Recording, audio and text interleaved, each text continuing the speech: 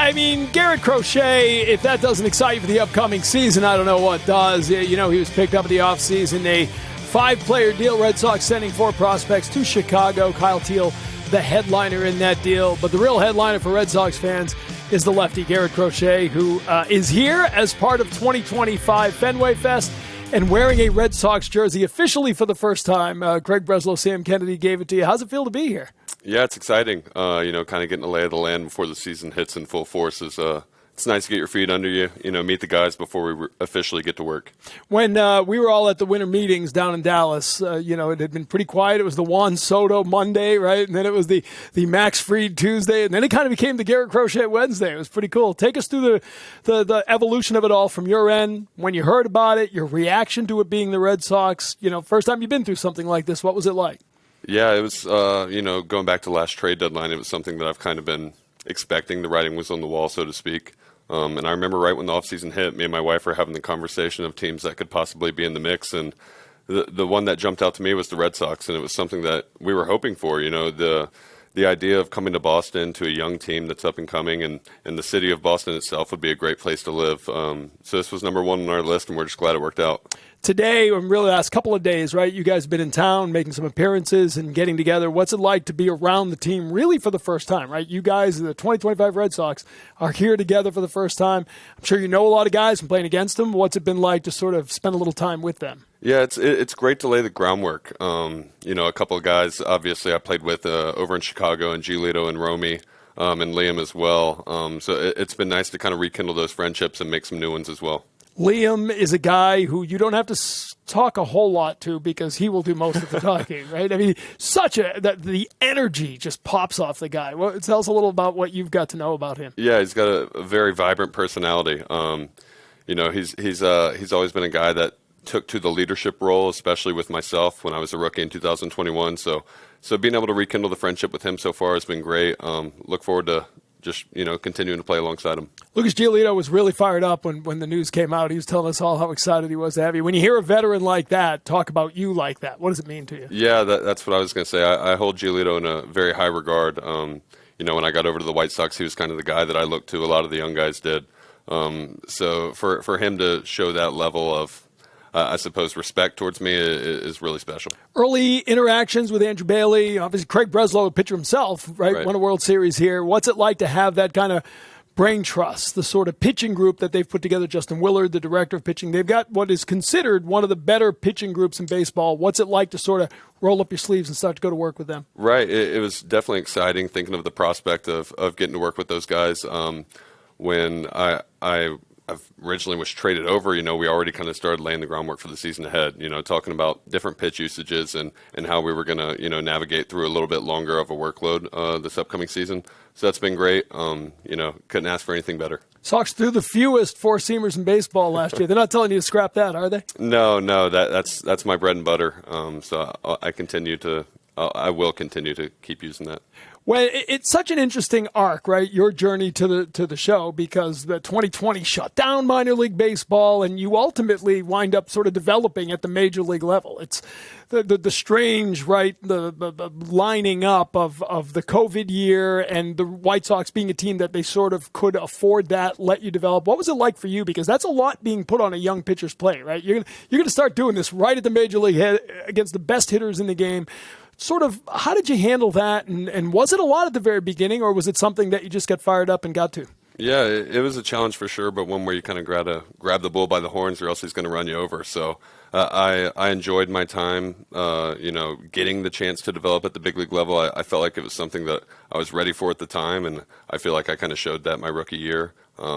I happened to undergo an injury, which was tough, but then to, kind of reestablish myself as a starter has been great. Kind of learning on the fly this past season, doing something that I've really never done for a full season since high school. So it was great to see the results that I had. Talked with Alex Cora before, and he said, much like Tanner Houck and Brian Bayo here, having that foundational year as a starter behind you puts you in a whole different place for this year, right? It's no longer a question of, can I do the innings? Can I make the start? You've done that. Right. Now it's building on it, right? How different is that for you? Yeah, knowing that I was able to make all 32 was great, but now I have my sights set on the bigger picture in terms of workload.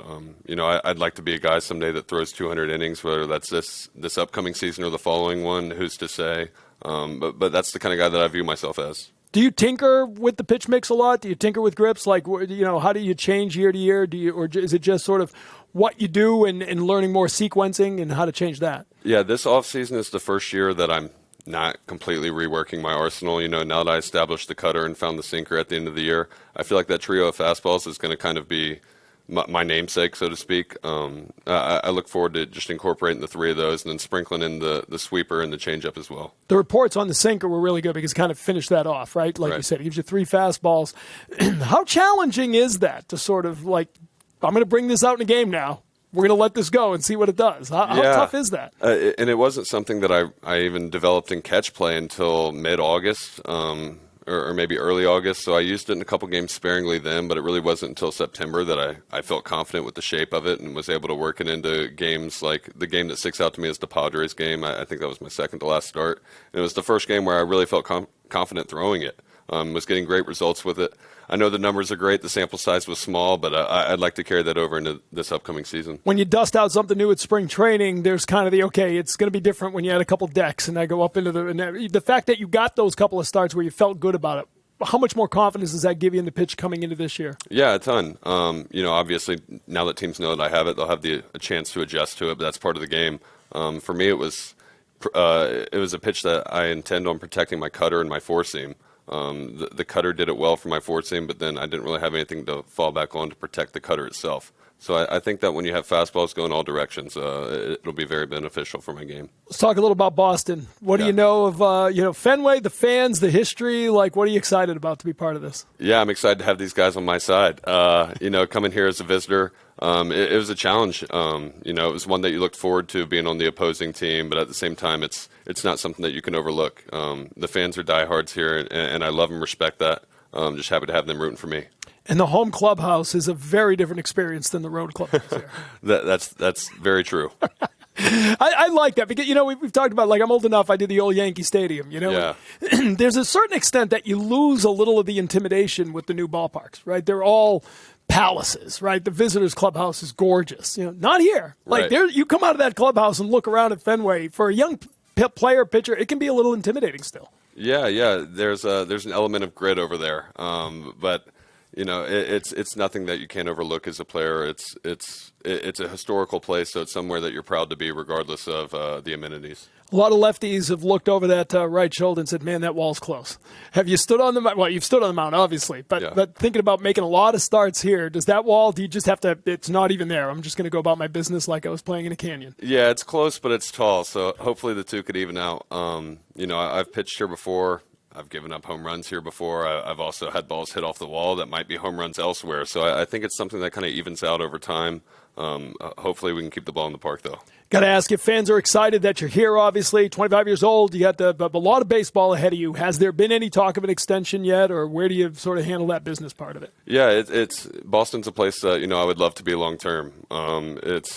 Right now, it's something that's hard to focus on with everything that's going on. I'm putting on the jersey for the first time. I'm meeting all my teammates, and that's what I've been looking forward to the most. So just really excited to get down to spring training and get to work. Alex Cora was saying one of the great things about adding you in is it's a young team. Yeah. Like, there's a core here that could be really good for a really long time. Is that exciting to be part of? Yeah, definitely. Going back to the conversation I had with my wife when the off-season first hit, that was something that we talked about. It's somewhere that I feel like I kind of slot in, and when I look to my left and right, guys are the similar age as me, so hopefully we can be really good here for a really long time. All right, we do this with the new guys all the time. Tell us one thing fans ought to know about you. What should they know about Garrett Crochet? Besides the obvious, you're a competitor, you're a great pitcher. We know that stuff. What's one thing we don't know about you that fans might want to know? Right, I'm kind of an open book. I wish you would ask me a direct question. I don't have a lot going on in my personal life because baseball really just is my life. I'm married. We got a dog named Moose, and that's about all there is to know about me. What kind of dog? A husky. There you go. Yeah. These are the important questions. Are you happy you are coming the year after Netflix? Or would you have liked Netflix around? Well, because the cameras were everywhere last year.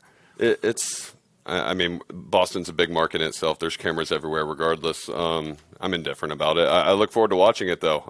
Right when I got traded over, I watched the comeback series on Netflix and immediately got fired up. So hopefully the same this documentary as well will juice the fans. I'll ask you finally, Garrett, just the history of an organization like this. I mean, Jim Rice, Hall of Famer, 382 Major League home runs, is sitting 10 feet from us watching this. You're coming into a place that has an incredible baseball history. What does that mean to you? Are you a student of the game? Do you sort of appreciate the history of the sport and a team like this? Yeah, it's really something that you can't overlook. I tried to do as much learning as I could as soon as the trade happened, because I wasn't a huge baseball fan growing up, to be honest. So I didn't know a lot of the history before.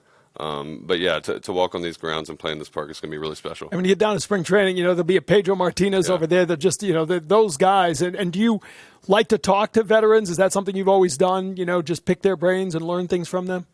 I've never really had the opportunity, to be quite honest with you. But it's something that I look forward to for sure. Awesome. We appreciate the visit. I know it's a busy day. Congratulations and welcome to Boston. Yeah, thanks for having me. All right, Garrett Crochet, the lefty who was picked up in December.